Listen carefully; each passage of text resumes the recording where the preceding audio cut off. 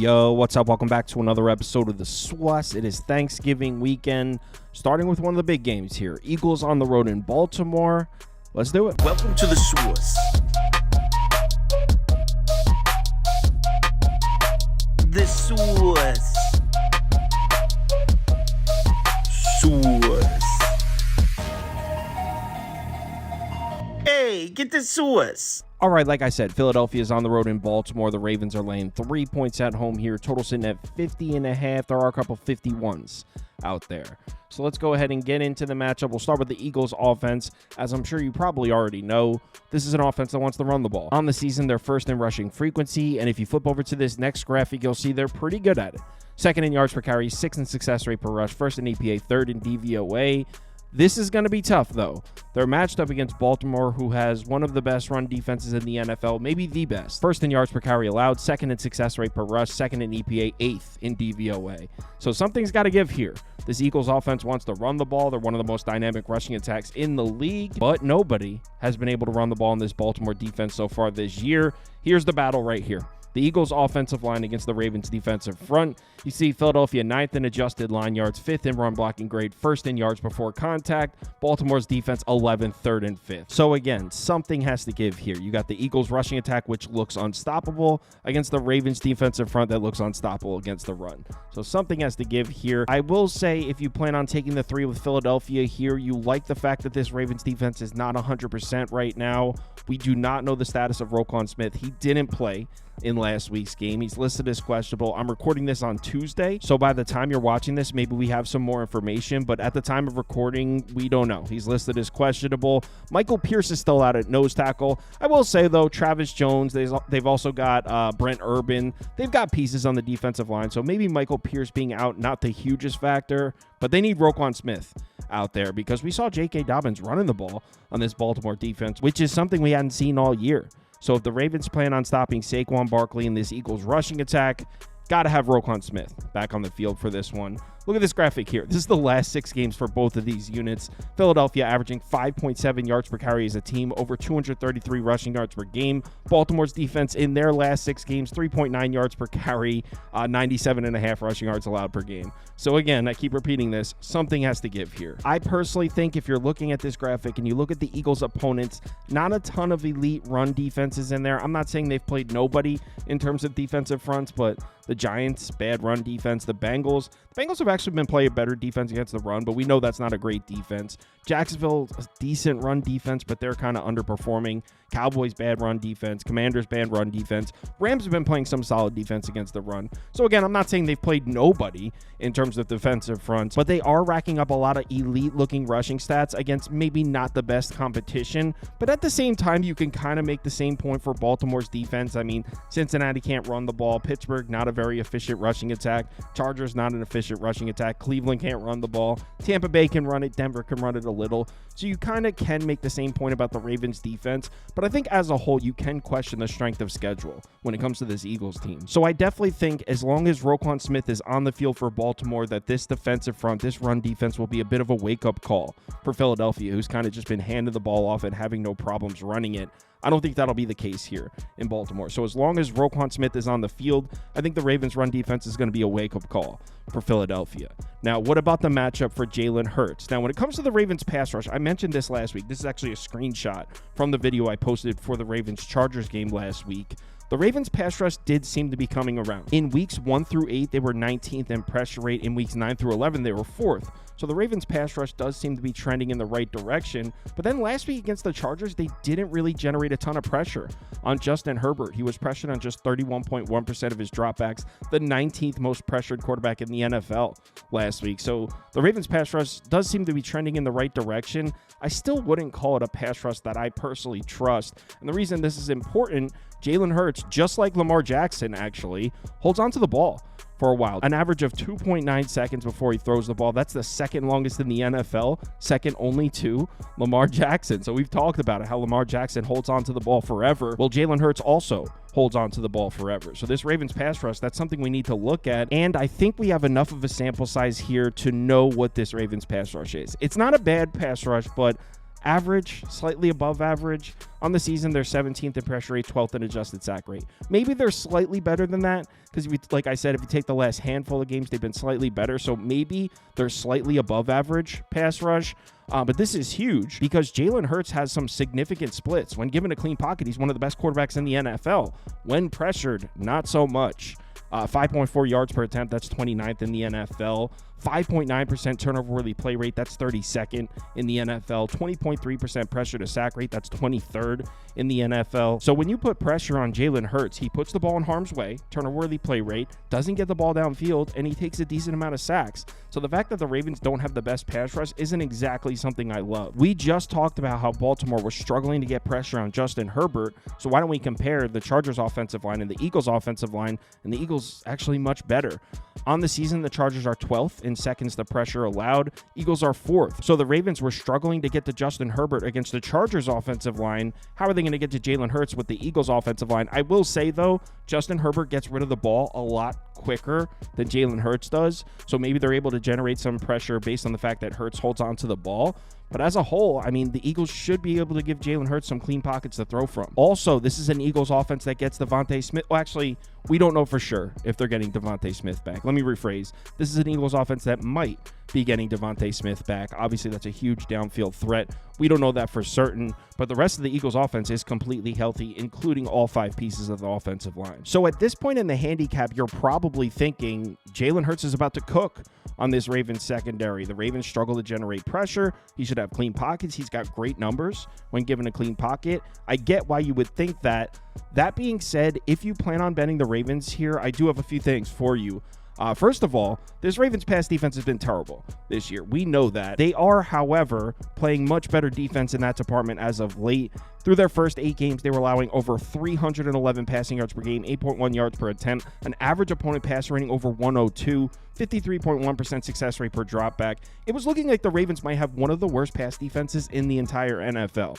In their last 4 games, it's been significantly better than that. Average opponent pass rating drops from 102 to 82. 6.6 yards per attempt is actually great. 48.1% success rate per dropback isn't good. So I'm not trying to say this Ravens pass defense is good now. I'm just saying we've seen a dramatic improvement in this department. And look at the opponents. Bo Nix has been throwing the ball a little bit. Cincinnati with Joe Burrow, that's one of the best passing attacks in the NFL. Pittsburgh with Russell Wilson, that's been a pretty decent passing attack. And Justin Herbert and the Chargers, up until that game, Justin Herbert had been one of the hottest quarterbacks in the NFL in the last 5 weeks. His numbers are basically top 3 or 4 across the board. So they're putting up these better numbers against the pass, against some good passing attacks. So I don't think this Ravens pass defense is a blind fade anymore like it was early in the season. Also, we might have to call a little bit of bullshit when it comes to the Eagles passing attack. I mean, hear me out. I'm not hating on Philadelphia. Just hear me out. So here are the numbers from their last 7 games. Very efficient passing numbers. 9.3 yards per attempt, 66.1% success rate per dropback, and an average passer rating of 115.5. Elite numbers, very efficient passing numbers, just 207 passing yards per game. What does that tell us? Tells us they're trying to run the ball, but when they do drop back to pass, it's very efficient. We have not seen many instances this year where the Eagles had to rely on Jalen Hurts solely using his arm with no run support. We haven't seen it much because the Eagles' rushing attack has been so good. So look, I'm not trying to take away from these numbers. I'm just saying it's a lot easier to play quarterback when Saquon Barkley's in the backfield averaging 6 yards per carry behind that offensive line. That's all I'm saying. And by the way, look at the defenses. You got the Giants in there, the Bengals, the Jags have the worst pass defense in the NFL, the Cowboys, the Commanders, the Rams have a bad secondary. And check this out. This actually gets deeper. Look at the Eagles' competition this season, and this is actually crazy. So this is every single Philadelphia Eagles opponent this year and their defensive DVOA ratings. So this is the defensive rankings for every Eagles opponent. Starting with last week, moving backwards. 23rd, 27th, 28th, 32nd, 26th, 25th, 21st, 17th, 22nd, 24th, 14th. Are you kidding me? This team hasn't played a single good defense this entire year. In fact, on the entire season for the Eagles, they've played 2 football games against top 20 defenses, not top 10, 2 football games against top 20 defenses. They haven't played a single game against the top 10 defense. The best defense they've seen so far is Green Bay, who has kind of an average defense. Tampa Bay is the second strongest defense they've seen this year. That defense isn't even good. I would call the Bucs defense below average. So we at least have to take note that this Eagles offense has had a bit of a cakewalk. They've played nothing but bad defenses so far this year. So again, we haven't seen this Eagles offense offense in a situation where the run game isn't there and Jalen Hurts has to drop back and win the game solely with his arm. We haven't seen it. This Ravens run defense is one of the best in the NFL, by far the best run defense the Eagles have seen so far. We're going to see it. We're going to see what Jalen Hurts is made of in this one. So as a whole on this side of the ball, I know everyone's loving Saquon Barkley right now. I know nobody wants to fade that Eagles offense, but I think they're going to run into some problems here. I think the Ravens are able to take the run away. I think we're going to see Jalen Hurts put in a situation where we haven't seen him yet this year, and I think they're going to struggle. I like the matchup for the Ravens defense. I don't think they're nearly as bad against the pass as people perceive, so I think the Ravens are going to play good defense in this game. But what about the matchup on the other side? Let's talk about the Ravens offense against the Eagles defense. There's a lot of green on this graphic. I mean, the Eagles are first in yards per play allowed, and the Ravens are first in yards per play. This is going to be a battle on this side of the ball as well. Obviously, the first question we need to ask is, will Baltimore be able to run the ball? Are they going to be able to get Derrick Henry going in this game? It's honestly tough. It's a tough question to answer. This graphic's a little weird. I don't know if I take anything away from this. I just thought it was interesting. Baltimore actually struggling to run the ball in back-to-back home games. 3.9 yards per carry, success rate under 40%, 114 rushing yards per game. That's their last two home games against Denver and Cincinnati. They had no problems running the ball in their last two road games against the Steelers. Awesome run defense. And the Chargers are a pretty good run defense too.